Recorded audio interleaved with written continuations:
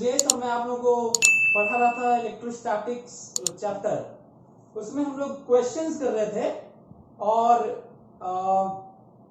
हम लोग काफी डिटेल में देख रहे हैं कि क्या क्या पॉसिबिलिटीज हैं किसी भी क्वेश्चंस में।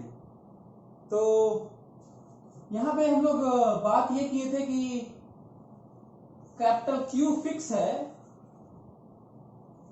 कैपिटल क्यू फिक्स है, उनके बीच का डिस्टेंस डी है। तो आप देखे थे कि हम लोग बात किए थे कि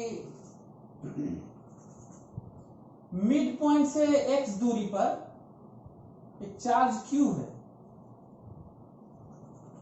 इसके कारण फोर्स इधर लग रहा था F,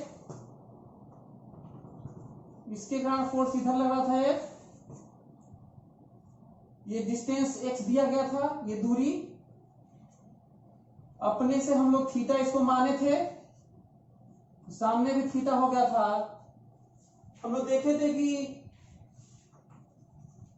मैं इसको डिराइव कर चुका था, रिजल्ट निकाल चुका था कि इधर f cos theta, f sin theta, f cos theta, f sin theta. तो इधर की तरफ आप देखे थे आ गया था 2f cos थीटा और ये वाला कैंसिल हो गया था।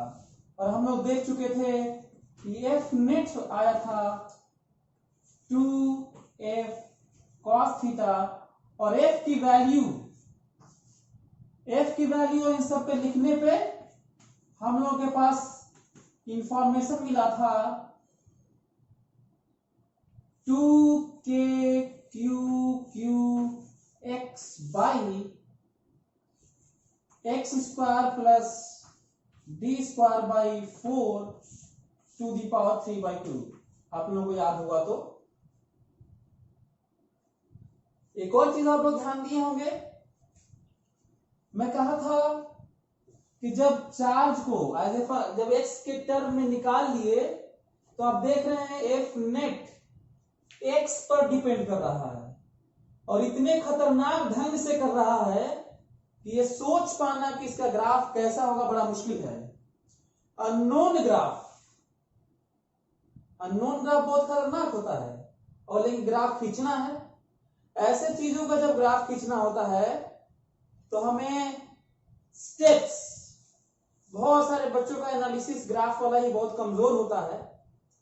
तो मैं आपको बता दूं कि ग्राफ के बारे में कैसे सोचना चाहिए, ये बहुत ही जरूरी है कि हम ये जाने कि कहीं पे भी ग्राफ हो, फिजिक्स में खूब मिलेगा, मैथ्स में तो ग्राफ इसीलिए पढ़ते ही हैं इतना ज्यादा कि ताकि साइंस में किसी पार्ट में, फिजिक्स और केमिस्ट्री में उसको यूज कर सकें।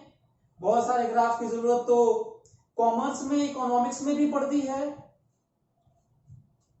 तो आखिर ग्राफ को कैसे खींचें, तो वो पॉइंट्स तो लिखवाता हूं मैं जब मैकेनिक्स पढ़ाता हूं, लेकिन सारी चीजें यहां पे बताना बड़ा मुश्किल है, सब लिखवाना।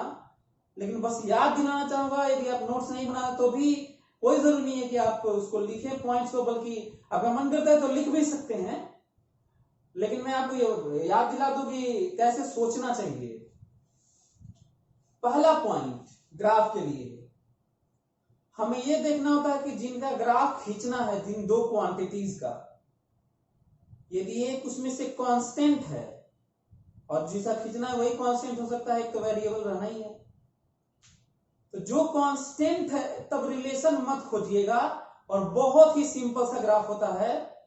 यदि ये एक्सिस है तो constant graph plus constant, zero constant या माइनस कांस्टेंट, बस। इसके अलावा दुनिया में कांस्टेंट का ग्राफ होता ही नहीं है। बड़ा पॉइंट है कांस्टेंट का। कांस्टेंट कोई क्वांटिटी कांस्टेंट हो तो ग्राफ कैसा ही होगा। ये एक्सिस है और ये एक्सिस है, प्लस कांस्टेंट, जीरो कांस्टेंट और माइनस कांस्टेंट, बस ये ग्राफ होता है। इसके अलावा दुनिया में ग्राफ ही नहीं होता कांस्टेंट का। आज ही कांस्टेंट ऐसे हवा में ही खत्म भी कर दिया है, ये भी समझिए। जितने इंटरवल में कांस्टेंट होगा खींचेंगे कहीं पर जरूरत पड़ेगा तो। दूसरा, रिलेशन हो, कांस्टेंट ना हो, रिलेशन हो। तो रिलेशन हो तो हमें रिलेशन फाइंड आउट करना होता है। जैसे एफ नेट और एक्स का ग्राफ यहां खींचना है, ये समझाने के तौर पे आपके सामने है, भी अच्छा पॉइंट है। कहीं और भी ग्राफ खींचना हो तो आपको रिलेशन निकालना पड़ेगा। अगला पॉइंट, हमें रिलेशन निकालने के बाद उन दोनों वेरिएबल बाकी सब कांस्टेंट है, यदि कांस्टेंट नहीं है तो सब्स्टिट्यूट करके इन्हीं के टर्म में रखना होगा। तो दो के बीच में ही रिलेशन उसी का ग्राफ होता है, और उनके बीच में रिलेशन जो है उसके नेचर के बारे में अगला स्टेप है सोचने का कि नेचर कैसा है। नेचर दो तरह का केवल हो सकता है किसी भी ग्राफ का, कोई भी इंटरवल हो,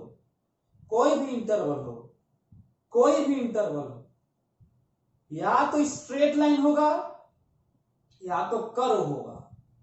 स्ट्रेट लाइन बहुत है, इसलिए मैं इतना डिवाइड कर रहा हूं, इतना स्पेसिफिकली बता रहा हूं, क्योंकि बच्चे पॉइंट्स लगा के स्ट्रेट लाइन से ही जोड़ देते हैं।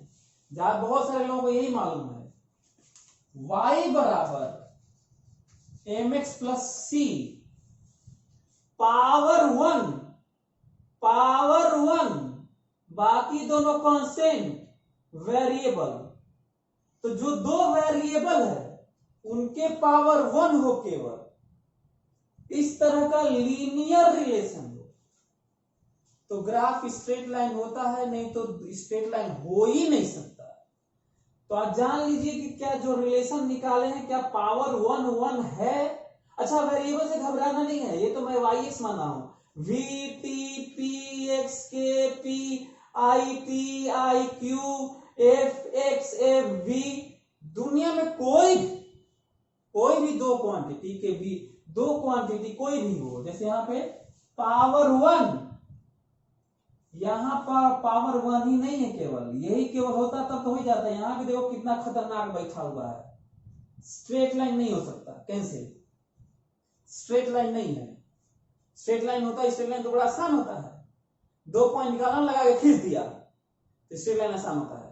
तो आज मैं बता रहा हूं कि कैसे हम लोग ग्राफ खींचेंगे।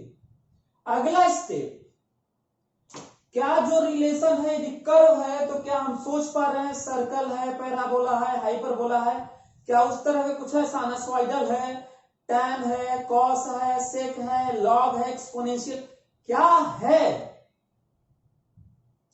यदि पता चल गया क्या है तो एक आइडिया रहता है कि ऐसा ही खींचना है, लेकिन उसे नोन ग्राफ बोलते हैं, नोन कर्व बोलते हैं। लेकिन पता चला कि ऐसा रिलेशन है जो उनमें से कोई है ही नहीं, तब तो दिक्कत हो गया। पर है कर्व, स्ट्रेट लाइन नहीं खींचेंगे।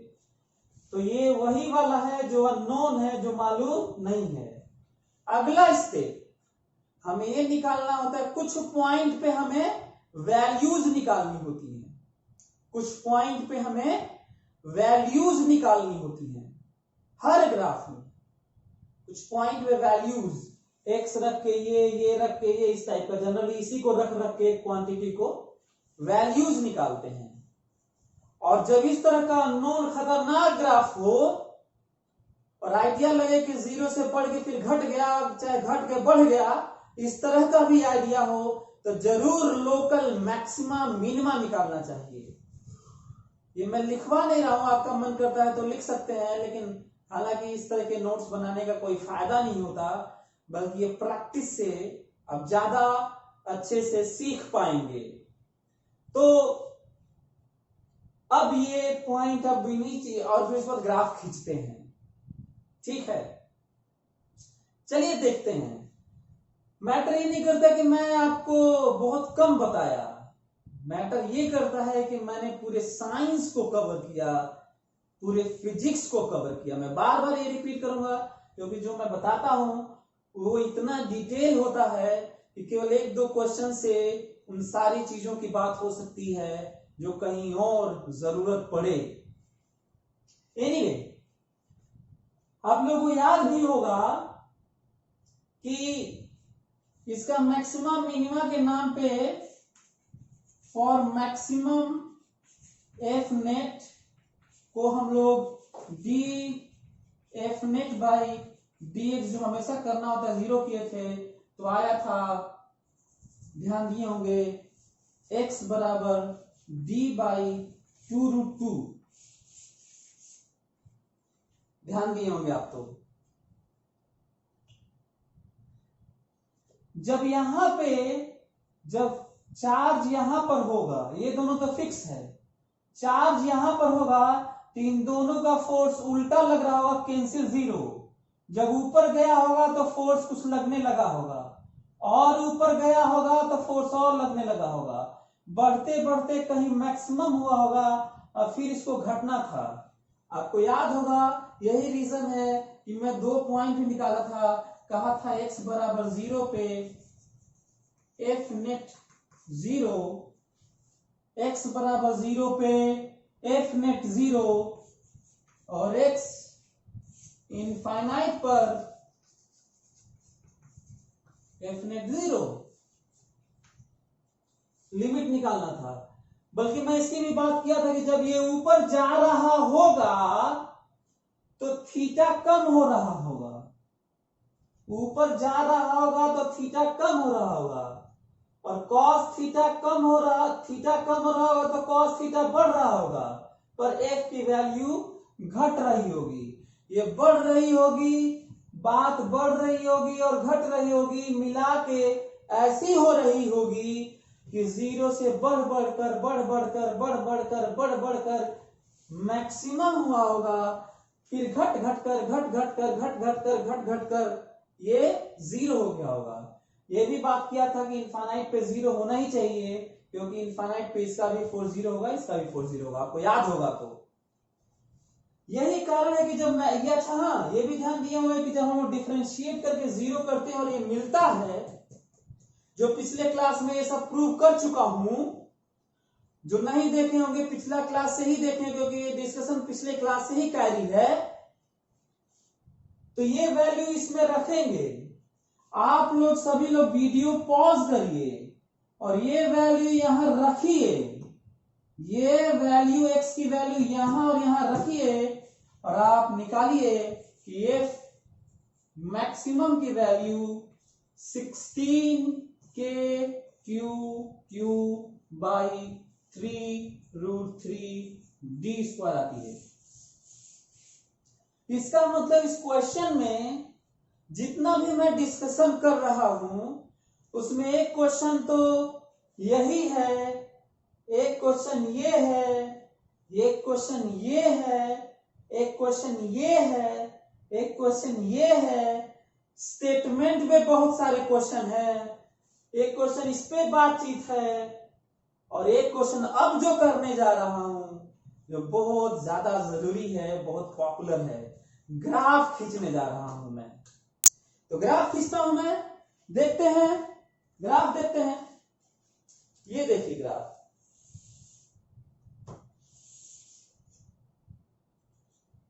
F नेट और x, कर्व ग्राफ खींचना है, बातचीत हो चुकी है। ग्राफ कर्व खींचना है, ये बात हो चुकी है। अच्छा, यदि ऐसा है तो x 0 पर फोर्स 0 है, x 0 पर फोर्स 0 है,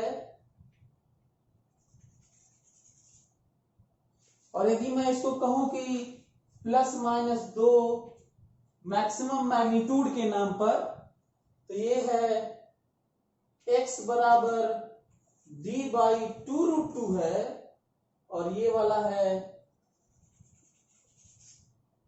x बराबर -d/2√2 है। क्वेश्चन ये कि यहां पे मैक्सिमम फोर्स है, इनफाइनाइट पे 0 है, तो आपको याद होगा कि 0 है, फोर्स बढ़ के मैक्सिमम हो के फिर घट के 0 हो गया, तो बढ़ के मैक्सिमम हो के फिर घट के 0 हो गया। और दूसरा पॉइंट आपको समझना है वो ये है कि जब x प्लस है तो फोर्स प्लस है, लेकिन जब इधर x माइनस करेंगे x माइनस, तो फोर्स भी माइनस होगा, नेट इधर आएगा। यही रीजन है कि जब फोर्स माइनस होगा तो ग्राफ आपको इधर बनाना होगा, ऐसे। ये ग्राफ है। क्वेश्चन ये है कि ये वैल्यू कितनी है। ये वैल्यू यही है जो मैं लिखा हूं, ये वैल्यू है 16 के क्यू बाई 3√3 d स्क्वायर, और ये वैल्यू है -16 के क्यू बाई 3√3 d स्क्वायर। अब बातचीत में ये अब आने लगा कि बढ़ के घटना था, ये भी मैग्नीट्यूड में बढ़ के घटना था। कभी कभी आधा ही खींचना होता है, कभी मैग्नीट्यूड खींचना होता है तो इधर खींच लेंगे। यदि यही खींचना था तो ऐसे क्यों नहीं, स्ट्रेट लाइन ऐसे क्यों नहीं, ऐसे ऐसे क्यों नहीं, सब बहुत सारे क्वेश्चन हो सकते हैं। आपको मैं याद दिला दूं कि डिफरेंशिएट करने के बाद, ध्यान से सुनो मेरी बात, इसको मैं डिफरेंशिएट पिछले क्लास में मैं कर चुका हूं, डिफरेंशिएशन। तो उसमें जीरो मत रखना, बस डिफरेंशिएट करके उसमें x जीरो पुट करके स्लोप देखना कि शुरू में क्या हो रहा है। ठीक है, आपको मैं बता दूं, फिजिक्स में इस तरह के जो ग्राफ है, जीरो से बढ़कर मैक्सिमम और फिर घट के जीरो, दो तरह के देखने को मिलते हैं। एक ग्राफ ऐसे होता है, एक ग्राफ ऐसे होता है जो बना है, और एक ग्राफ ऐसे होता है, ऐसे। इधर तो ऐसे ही होता है, इधर तो मजबूरी है ऐसे ही करना। इनफाइनाइट पे जीरो दिखाने का, इनफाइनाइट पे जीरो दिखाने का ये तरीका के अलावा कोई नहीं है। प्लस की तरफ से जीरो दिखाना ऐसे होता है, और माइनस की तरफ से जीरो दिखाना ऐसे ही, मजबूरी है इनफाइनाइट पे जीरो दिखाने का, कॉन्टिन्यूअस ग्राफ का। तो एक ये पॉइंट है जो आपको जानना था। अब क्वेश्चन ये है कि ये जो मैं बात कर रहा था, इसको मिटा देता हूं, मैं ऐसे ही बात करता हूं आपसे। बस मैं ये कह रहा था कि हम लोगों को कई जगह ऐसे देखने को ग्राफ मिलेगा,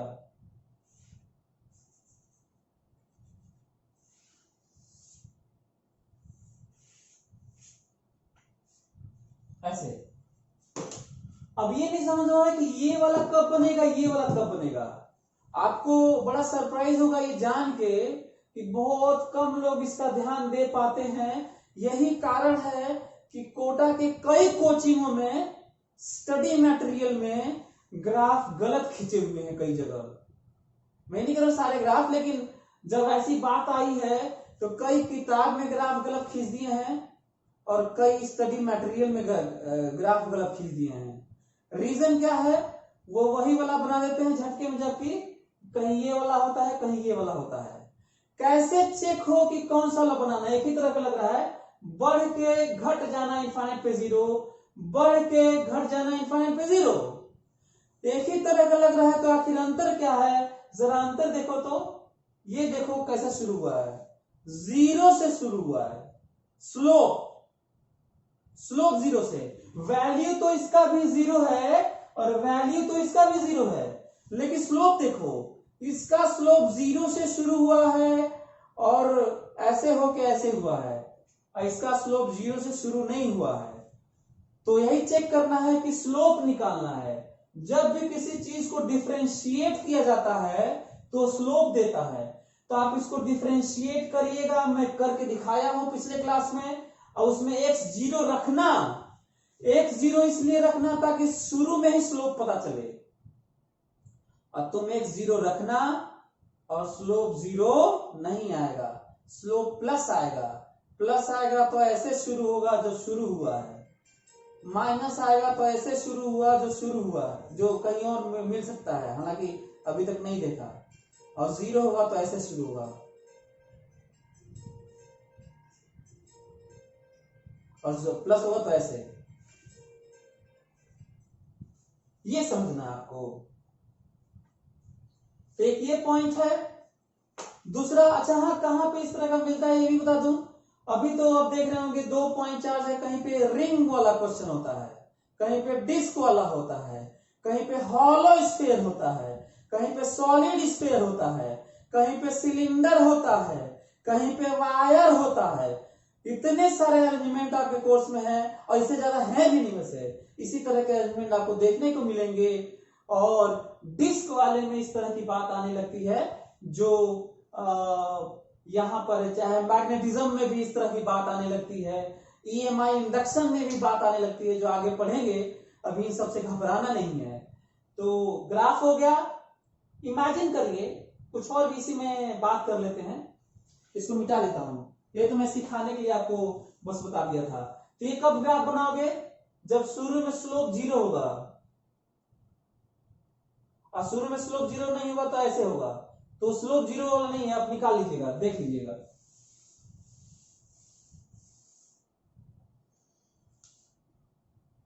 ये आपको याद रखना चाहिए, डी 2 पॉइंट चार्ज के बीच में d/2√2 दूरी है, d दूरी है, तो d/2√2 दूरी पर फोर्स मैक्सिमम होता है। यदि कोई हमसे ये कहता है कि एक्सेलरेशन का ग्राफ खींचिए, एक्सेलरेशन और एक्स का ग्राफ खींचिए, पता है जहां पे भी फोर्स है, फोर्स और फोर्स के साथ किसी एक्सिस का जो किसी क्वांटिटी के साथ ग्राफ होता है, वैसा ही हुबहू ग्राफ एक्सेलरेशन का होता है, और हर जगह होता है, क्योंकि मास का डिवाइड करते एक्सेलरेशन हो जाता है। नेट फोर्स में यदि इसको छोड़ दिया जाए, इसको फ्री छोड़ दूं, ये भागने लगेगा, तो एक्सेलरेशन का graph F net by M होगा। इसका, अच्छा हाँ, बल्कि मैं कहिए तो लिख भी दूं कि एक्सेलरेशन की value F net by M. इसका मतलब बस ग्राफ, यदि मास 1 से ज्यादा हो, यदि मास 1 से ज्यादा हो, तो यदि मैं इसको F ना लिखूं, कोई नंबर लिख दूं इस पे, एक नंबर है, तो आपको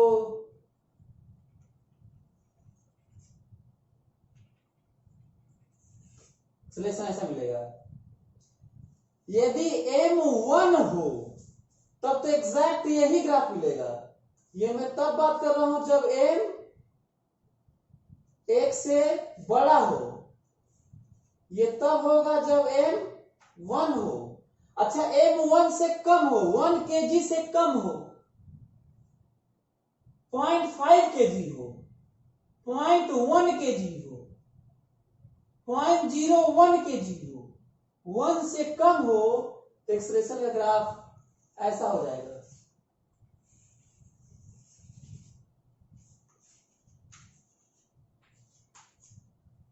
आ रहा है मेरी बात समझ में? लेकिन यदि आप इस पे नहीं खींचना चाहते कि नहीं, हमें इस तरह का फोर्स और एक्सेलरेशन एक ही जगह नहीं खींचना है, तो एक काम करो ना, खींच लो, तुम अलग ही खींच लो, पर बनाओ वैसा ही। This is a and x, और ग्राफ है ये, तो खींच लो। तो मैं आप देख रहे हो कि मैं ऐसा नहीं कर रहा हूं कि आपको केवल सॉल्यूशन बता रहा हूं, मैं आपको ये बताने की कोशिश कर रहा हूं कि कहीं और भी एक्सेलरेशन, यदि आपको पता है, फोर्स पता है, तो एक्सेलरेशन का ग्राफ, तो जैसे ही मैं यहां पे लिखूंगा ए, यहां पे क्या लिखूंगा? ए, तब जब यहां पे m डिवाइड कर दूंगा, यहां पे m डिवाइड करते हैं क्योंकि फोर्स बाई मास बराबर a, और ग्राफ, ये समझना है, इसको आपको समझना पड़ेगा। दूरी वही है। अब रही बात, इमेजिन करो, अच्छा हाँ, इसको ऐसे नहीं देखना है कि ये जा रहा होगा तो mg लग रहा होगा। जब तक एक्सिस वर्टिकल हॉरिजॉन्टल और ये और वो मेंशन ना हो, तो इलेक्ट्रोस्टैटिक और मैग्नेटिज्म में इस बात का ख्याल रखना चाहिए कि हम अपने से mg नहीं लगा सकते जब तक कि हॉरिजॉन्टल और वर्टिकल की बात ना हो। तो बात नहीं होती एक्स वाई ऐसे बताया गया है तो बात तो हुई नहीं है। तो ये नहीं कि आप mg लगाने लगे और लगा के कंफ्यूज हो गए क्या होगा, mg भी तो लगाना है। तो एक बड़ा पॉइंट है जो बच्चे कंफ्यूज होते हैं कि कहाँ mg लगाएं कहाँ ना लगाएं। तो मेरा बस कहने का ये मतलब है, एक क्लू है कि वर्टिकल हॉरिजॉन्टल मेंशन होने के बाद mg की बात होने ही लगती है। यदि वो कह दे कि mg की बात नहीं करनी है क्वेश्चन में ही, तब मत करिएगा, नहीं तो कुछ न कहे और हॉरिजॉन्टल वर्टिकल की बात न करे तो जनरली यही होता है कि हमें mg की बात नहीं करनी होती है मैग्नेटिज्म में और इलेक्ट्रोस्टैटिक में। एक ये पॉइंट है। अगला पॉइंट, इमेजिन करिए कि चार्ज यहां पर है, चार्ज यहां पर है और उसको छू दिया गया, बड़ी मुश्किल से यहां पे होगा क्योंकि नेट फोर्स 0 है। उसको छू दो इधर ऐसे, चाहे इधर की तरफ छू दो तो इधर ही कर ले दो, इधर ही ऐसे छू दो, टेंडिंग टू 0 वेलोसिटी से इसको चला दो यहां से चार्ज को, ये भाग खड़ा होगा, रिपल्सन होगा, फोर्स लगेगा, एक्सेलरेशन होगा, वेलोसिटी बढ़ती चली जाएगी, बढ़ती चली जाएगी, बढ़ती चली जाएगी और इनफाइनाइट में चला जाएगा। और बढ़ती चली जाने का ये मतलब नहीं है कि उसका वेलोसिटी इनफाइनाइट हो जाएगा, क्योंकि बाद में जाते जाते एक्सेलरेशन देखो 0 हो रहा है। अब यदि कोई हमसे पूछता है, ध्यान से सुन लो, कोई हमसे कहता है कि नहीं vx ग्राफ खींचो, vt ग्राफ खींचो, xt ग्राफ खींचो, ab ग्राफ खींचो, xb ग्राफ खींचो, बहुत सारे क्वेश्चन हो सकते हैं, खींचता हूं मैं। एक तो तरीका यह है, जो ग्राफ खींचने वाली बात मैं कर चुका हूं, यदि उसके अनुसार चलूं तो हमें रिलेशन निकालना होगा और ग्राफ खींचना होगा। रिलेशन कैसे निकालेंगे, बहुत ही ध्यान से सुनना ताकि कहीं और भी तुम प्लान कर सको। मैं फोर्स में डिवाइड करूंगा मास, यहां डिवाइड कर दूंगा, फोर्स में डिवाइड करूंगा मास और ये कह दूंगा कि एक्सेलरेशन है। कोई दिक्कत आप लोगों को? ध्यान से सुन लो मेरी बात।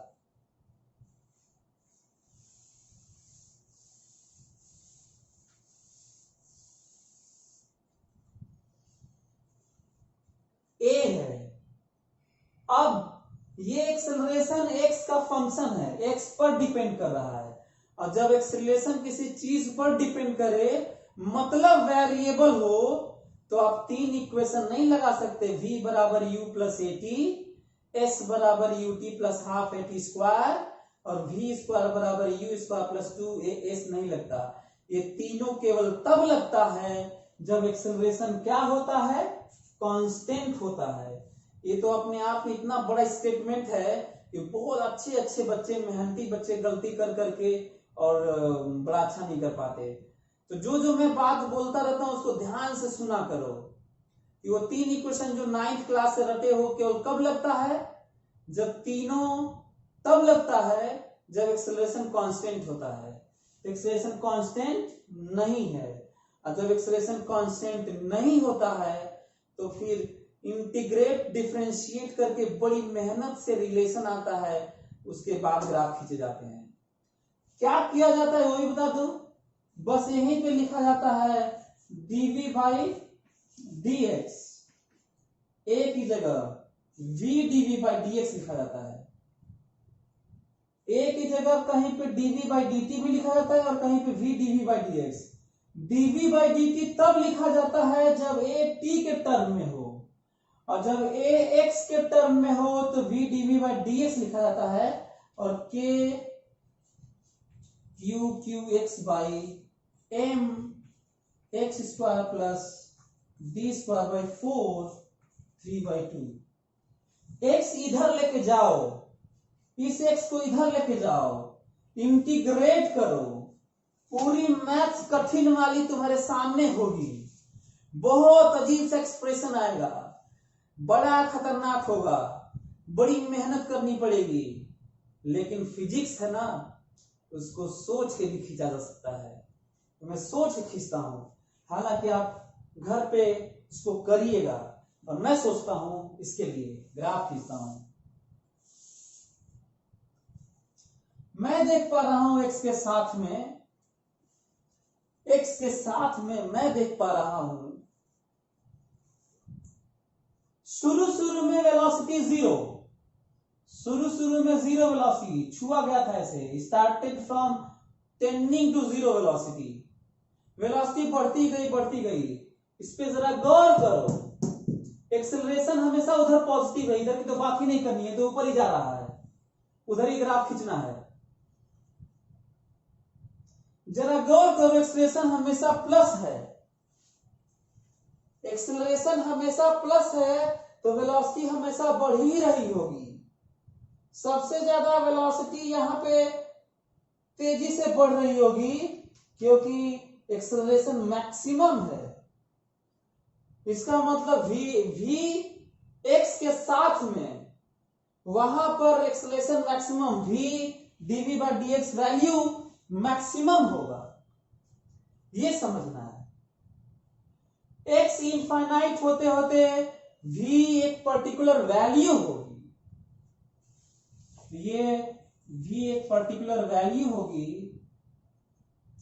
v एक पर्टिकुलर वैल्यू होगी, v मैक्स होगा, और शुरुआत जीरो, एक्सेलरेशन जीरो है, स्लोप जीरो, मैक्सिमम स्लोप ये है,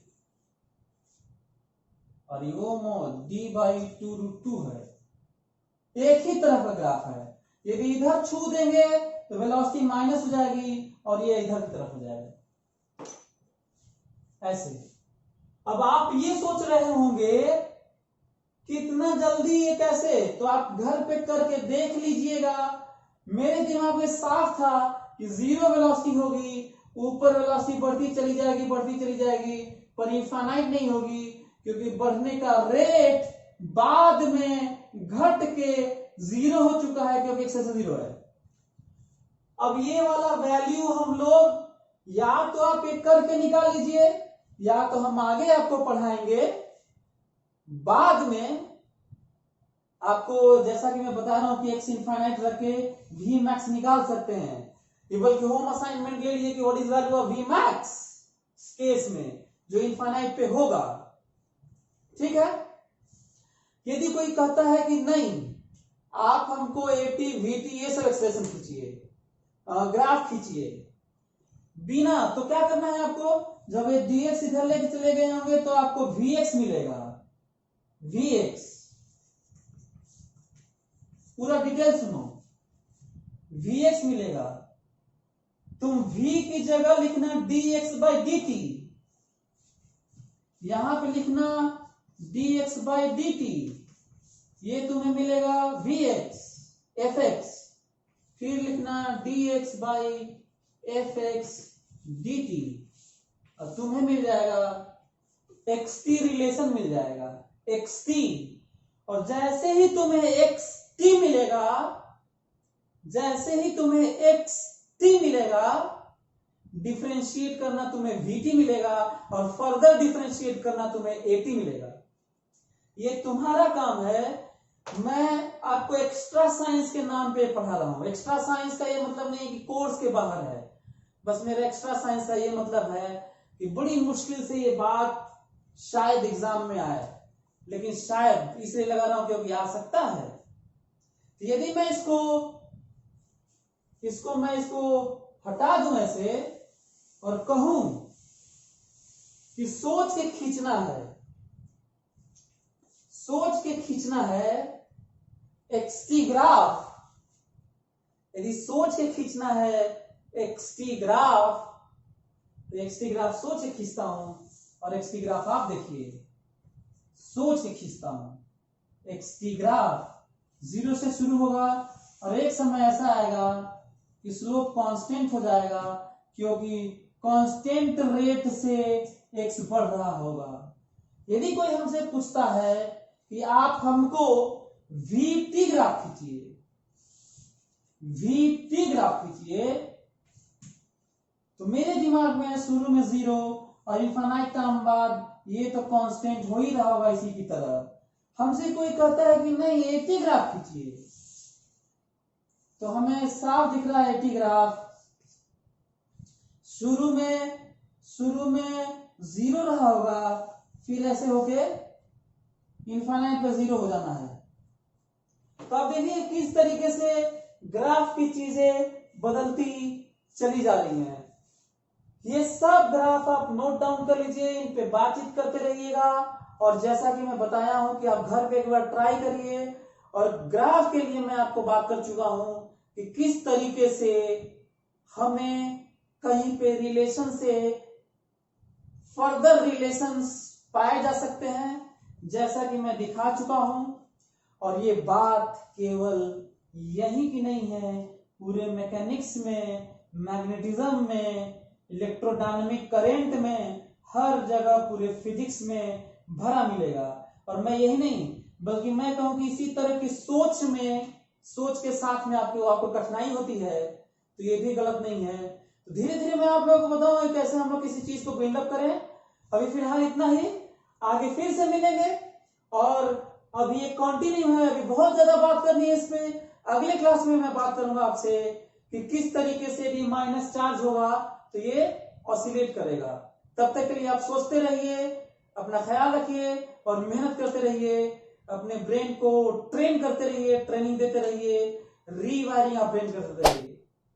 थैंक यू सो मच।